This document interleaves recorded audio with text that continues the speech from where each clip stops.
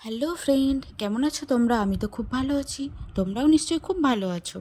আজকের রেসিপি মালপোয়া। তার জন্য এরকম একটা ব্যাটার বানিয়ে নিতে হবে। এরকম ব্যাটারটা বানানোর জন্য এর মধ্যে দিয়েছি সুজি, দুধ দিয়ে ভিজিয়ে রেখেছিলাম 10 মিনিট। 10 মিনিট ভিজলে এর মধ্যে দেবো ময়দা, নারকেল গুঁড়ো,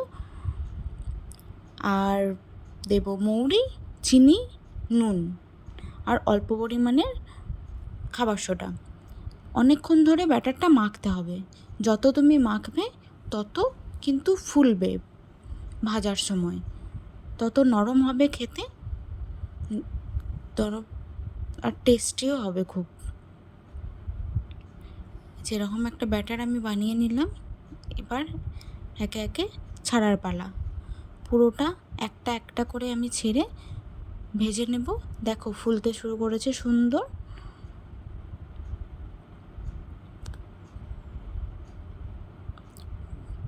পুরোটা আমি ব্যাটারটা এরকম হবে, পুরোটা আমি ভেজে নেব।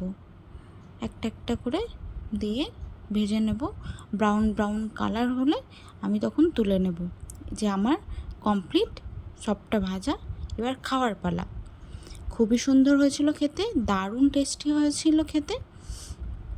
গরম গরম মালপোয়া খেতে কার না ভালো লাগে?